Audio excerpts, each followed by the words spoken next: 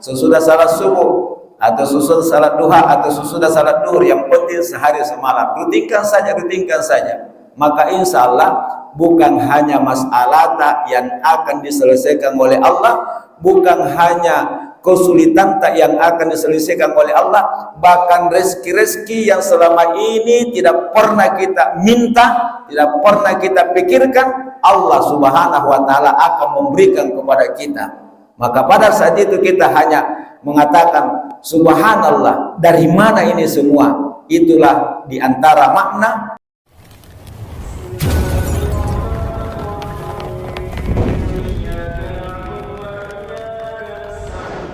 Asyhadu an la ilaha illallah wahdahu la syarikalah wa asyhadu anna Muhammadan abduhu wa rasuluhu la nabiyya ba'dah. Allahumma salli ala Muhammadin wa ala alihi wa sahbihi wa sallim taslima, amma ba'du. Jamaah subuh yang sama-sama berbahagia rahimakumullah. Alhamdulillah, segala puji dan syukur kita panjatkan kehadirat Allah Subhanahu wa taala. Alhamdulillah kita masih diberikan nikmat yang sangat luar biasa pada subuh hari ini sehingga kita bisa menjalankan salat subuh secara berjamaah. Semoga Allah Subhanahu wa taala memberikan balasan baik di dunia terutama nanti di hari kemudian. Amin Allahumma amin. Jamaah subuh yang dimuliakan Allah Subhanahu wa taala, di dalam kitab tafsir yang ditulis oleh Ibnu Katsir itu ketika membahas surah At-Talaq, ujung ayat 2 dan awal ayat pertama, beliau mengangkat satu riwayat. Jadi bunyi ayatnya itu auzubillahi minasyaitonirrajim, wa may yattaqillaha yaj'al lahu makhraja wa yarzuquhu min haitsu la yahtasib. Dan barang siapa yang bertakwa kepada Allah Subhanahu wa taala, maka Allah Subhanahu wa taala akan memberikan jalan keluar dari segala kesempitan-kesempitan hidupnya, dan Allah Subhanahu wa taala memberikan rezeki dari arah yang tidak disangka-sangka. Ayat ini ayat yang sangat menghibur kepada umat manusia, bahwa sesulit apapun kehidupan kita, urusan kita, jika kita telah bertakwa kepada Allah Subhanahu wa taala, maka Allah Subhanahu wa taala akan memberikan jalan keluar. Dan semiskin apapun kehidupan kita atau sepakir apapun hidup kita, kalau kita sudah bertakwa kepada Allah Subhanahu wa taala, maka tanpa bekerja pun Allah Subhanahu wa taala bisa menjadikan orang itu punya banyak harta, ya. Warasakahu min haitsu la yahtasib wa yarzuquhu min haitsu la yahtasib, dan Allah memberikan rezeki dari arah yang tidak disangka-sangka. Jadi ada orang itu di dunia Bapak Ibu sibuk dengan dunia tidak kelihatan, tetapi rezekinya yang sibuk mencari dia. Nah, salah satu persyaratannya itu bertakwa kepada Allah Subhanahu wa taala, menjalankan seluruh perintah Allah Subhanahu wa taala dan menjauhi segala larangannya. Itu makna takwa. Nah, ketika Ibnu Katsir menjelaskan, menafsirkan ayat ini, beliau mengangkat satu riwayat, di mana riwayat itu berbicara tentang satu keluarga namanya Malik Al-Asja. Ya, Malik Al-Asja ini kehidupan keluarganya itu sangat susah, miskin, dan banyak masalahnya. Dan masalahnya saat itu ada namanya anaknya Auf, jadi Auf bin Malik Al-Asja itu ditangkap sama orang kafir. Di zaman itu kalau ada orang-orang Islam ditangkap sama orang kafir itu biasa disiksa, bahkan karena penyiksaan sampai orang itu bisa meninggal. Nah, peristiwa itu diadukan kepada Nabi Sallallahu Alaihi Wasallam. Bayangkan saja kalau hidupnya itu sudah miskin, susah, banyak masalahnya, ditambah lagi masalah yang sangat berat karena anaknya ditangkap dan dikhawatirkan itu menderita kemudian bisa meninggal. Maka Malik Al-Asja datang menghadap kepada Nabi dan minta petunjuk. Nah, maka diberikanlah solusi oleh Nabi suatu amalan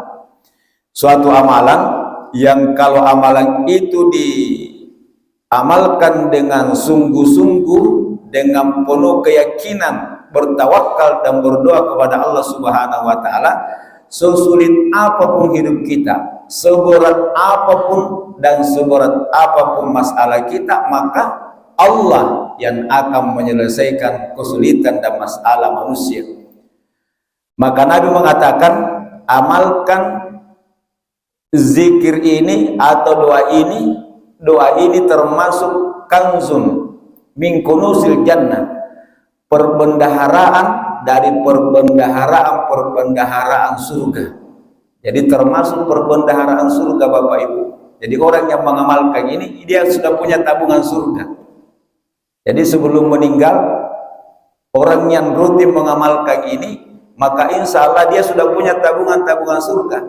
Nah, kalau orang ini sudah punya tabungan di surga, maka pasti ketemu dengan tabungannya dan orang itu pasti masuk surga. Nah, apa itu?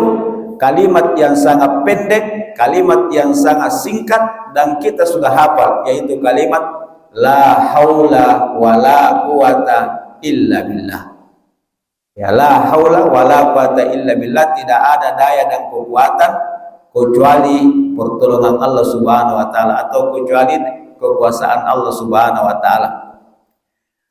Nabi katakan, amalkan ini, minta istrimu juga mengamalkannya. Jadi Malik al-Ashja setelah diberikan amalan supaya anaknya bisa lepas, maka dia amalkan siang malam tanpa ditahu berapa jumlahnya.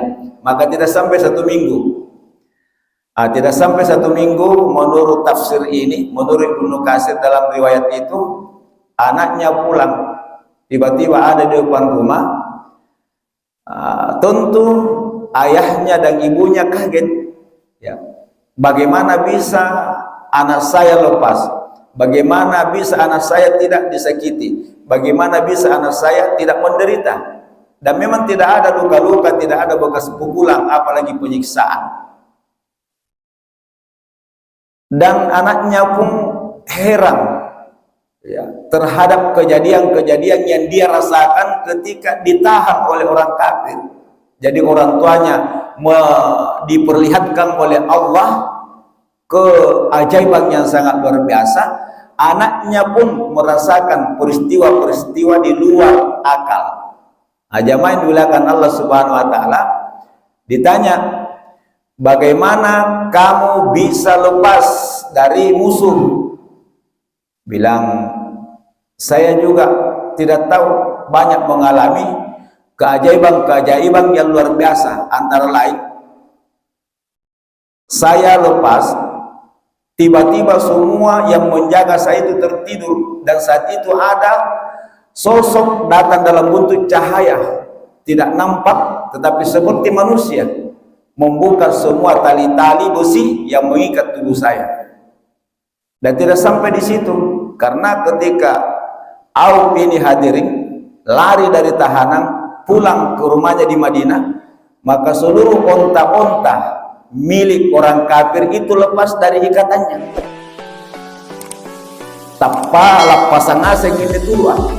Kemudian kambing-kambing, ada mengatakan jumlah onta itu 200 ekor, jumlah kambing itu kurang lebih 600 ekor. Nah, kemana Auf ini jalan, onta dan kambing itu ngikut dari belakang. Kalau Auf lari, maka onta kambing itu pun ikut lari. Mulai dari kampung tahanan sampai Auf tiba di rumah orang tuanya, kambing-kambing dan onta-onta musuh pun semua ada di depan rumah pada malam itu. Subhanallah. Bayangkan minjoy, nisikko lagi nalap pasah. Akhirnya peristiwa ini pun dipertanyakan oleh Malik al-Ashja kepada Nabi, ya, tentang proses lepasnya anaknya dari tahanan dan hukumnya itu onta-onta yang mengikuti anaknya, kemudian hukum kambing-kambing yang milik musuh tiba-tiba ikut kepada putranya. Ditanyakan kepada Nabi, maka Nabi terdiam. Tiba-tiba turunlah ayat itu tadi. Jadi asbab turunnya ini ayat, barang siapa yang bertakwa kepada Allah, wa may yattaqillah, maka barang siapa yang bertakwa kepada Allah, yaj'allahu makhraja, maka Allah akan memberikan jalan keluar dari segala yang dia inginkan, wa yarzuquhu min haitsu la yahtasib, dan Allah akan memberikan orang itu rezeki yang tidak disangka-sangka. Maka Nabi mengatakan, Malik, onta-onta, kambing-kambing sekarang itu menjadi milikmu, bukan lagi miliknya orang kafir. Nah, jamaah subuh yang dimuliakan Allah Subhanahu wa taala, inilah salah satu keajaiban, kekuatan, khasiat, rahasia daripada zikir la haula wala quwata illa billah. Nah, di dalam buku ini juga Kaifa takunu ganiyan, cara cepat kaya, ya, yang ditulis oleh Habib Muhammad bin Alawi Al-Idrus di halaman 53 ketika beliau membahas tentang la haula wala quwata illa billahil aliyil azim. Jadi hadis dari Abi Hurairah radhiyallahu taala anhu kala berkata, kala Rasulullah sallallahu alaihi wasallam bersabda, Rasul bersabda, man albasahullahu nikmatan falyuksir minal hamdi.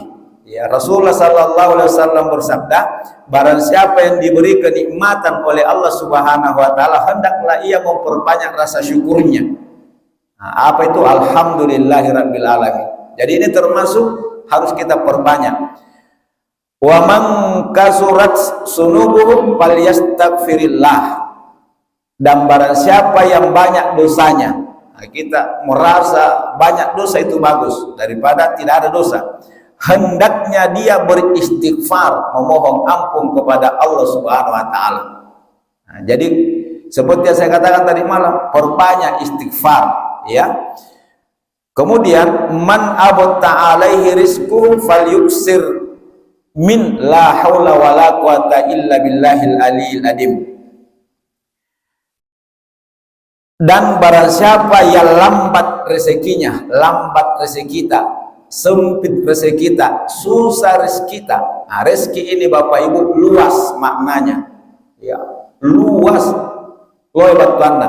Nah, sawah itu rezeki, tetapi rezeki bukan hanya sawah.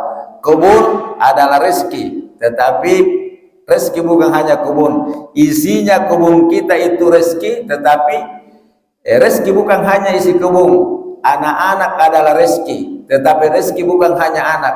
Anak yang baik, anak yang saleh adalah rezeki, tetapi rezeki bukan hanya anak yang saleh. Sehat adalah rezeki.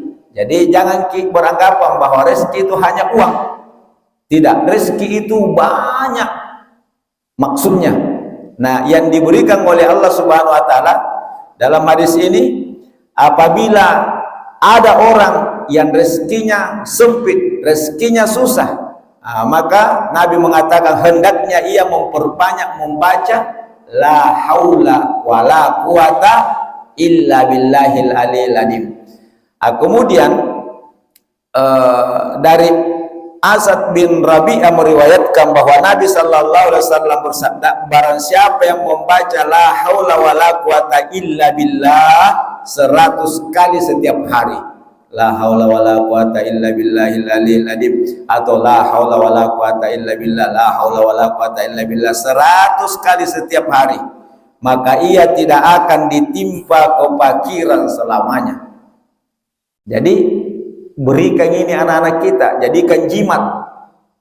Kalau mau ki anak tidak susah, mau ki anak tidak sempit rezeki kita, nanti kalau besar ki mulai sekarang amalkan 100 kali la haula wala quwata illa billahil aliyil azim. Jamaah subuh yang dimuliakan Allah Subhanahu wa taala, ini termasuk zikir perbendaharaan surga. Jadi minimal 100 kali. Tapi kalau dalam kitab Kasyifatus Syaja yang ditulis oleh Syekh Nawawi Al-Bantani, itu 350 kali diulang setiap hari. Jadi 350 kali, tidak sampai itu 10 menit.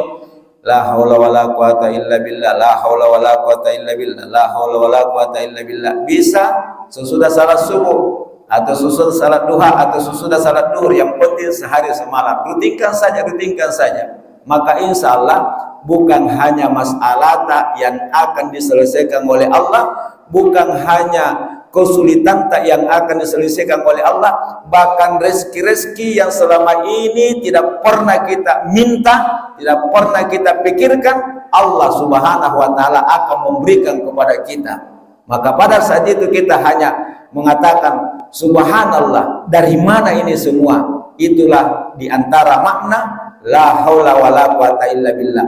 Di dunia Allah akan berikan kekayaan, kemudahan hidup, dan di akhirat kita sudah punya gudang, ya, gudang perbendaharaan surga dengan zikir la haula wala quwata illa billahil aliyil azim.